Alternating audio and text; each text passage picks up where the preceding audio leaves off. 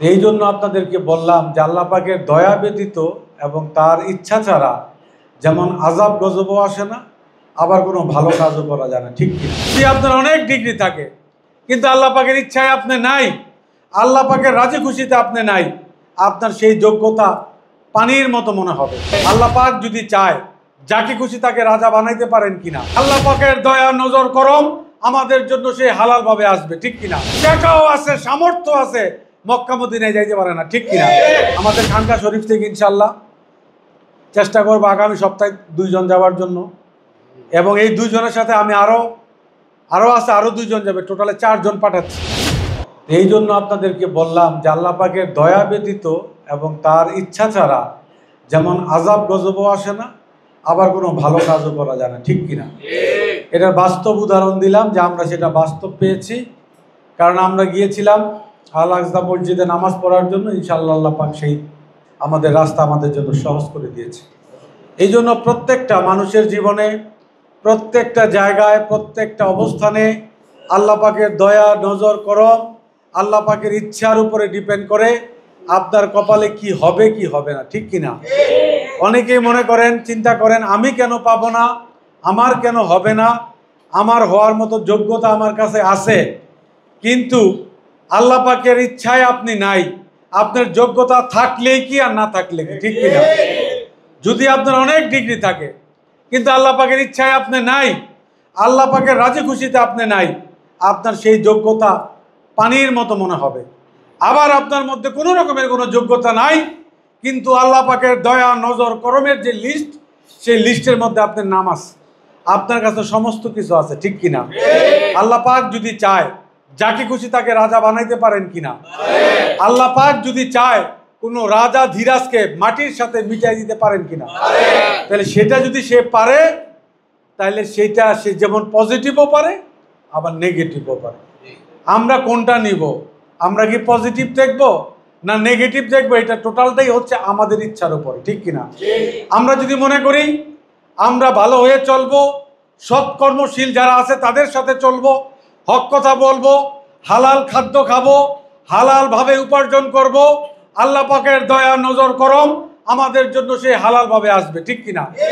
আর যদি আমরা মনে করি আমরা যে সকল বেশরিয়তি, 2 নাম্বারি, চাঁদাবাজি, দান্দাবাজি, সুদ, ঘুষ, হারাম যত কর্মকাণ্ড আছে এগুলো আমরা করব, আল্লাহ পাক আমাদেরকে সেই পথেই নিয়ে যাবে, ঠিক কিনা? ইচ্ছাটা কার? ইচ্ছাটা হচ্ছে নিজে, আর বাস্তবায়নটা হচ্ছে কার? আপনি ইচ্ছা আছে মক্কা শরীফ যাবেন, বাস্তবায়নকারী কে? আপনার ইচ্ছা আছে মদিনা মনোয়ারাতে গিয়ে নামাজ পড়বেন, বাস্তবায়নকারী কে?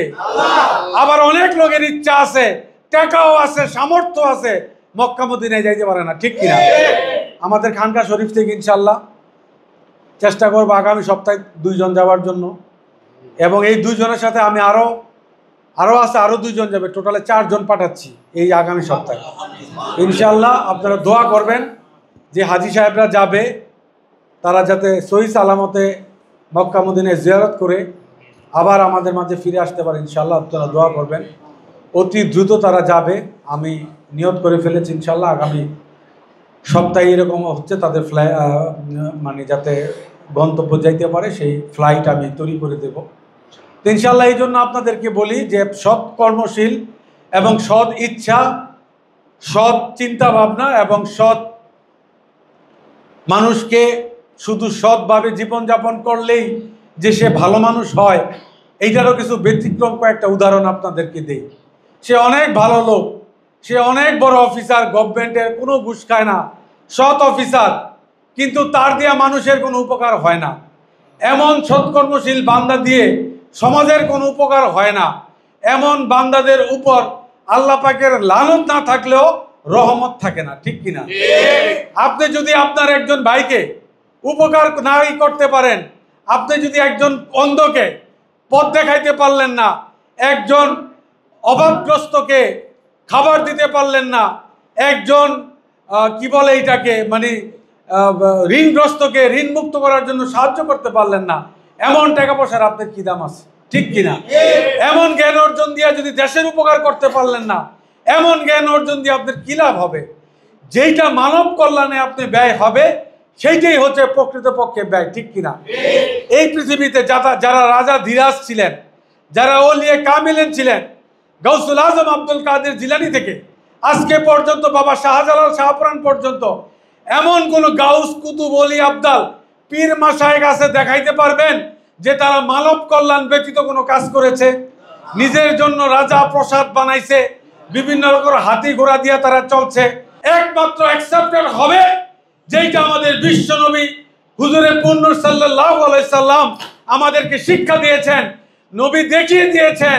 মানবতার মুক্তির দূত নবী মুহাম্মদ রাসূলুল্লাহ কিভাবে মানুষকে নিজের জীবনকে উৎসর্গ করে, পরিবারকে উৎসর্গ করে, নিজের বাদশাহী ছেড়ে দিয়ে রয়্যাল ফ্যামিলিতে জন্মগ্রহণ করে তারপরও মানবতার জীবনযাপন করেছেন একমাত্র উম্মতি মুহাম্মদের জন্য।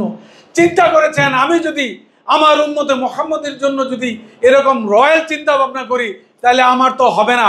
আমাকে এই জন্য এরকম সাধারণ জীবনযাপন করেছেন যাতে আপনারা উদাহরণ হিসাবে দিতে পারেন যে নবী মুহাম্মদ রাসূলুল্লাহ যাকে আল্লাহ পাক সারা পৃথিবীর জন্য রহমত স্বরূপ পাঠিয়েছেন, এবং যাকে আল্লাহ পাক না পাঠাইলে আজকে আমরা যারা মুসলমান হিসাবে এইখানে আলোচনা শুনছি, বসছি, আমরা হয়তো বা ইহুদি নাসারা থাকতাম, কোনো মুসলমান হিসাবে আমাদের জন্মগ্রহণ হইতো না। সেই নবী মুহাম্মদ রাসূলুল্লাহ সাল্লাল্লাহু আলাইহি সাল্লামের মানবতার মতো পৃথিবীতে একটা কোনো উদাহরণ, কোনো মানবতা যদি দেখাইতে পারেন, আমি সোহাগ আপনাদেরকে গোলামি করব।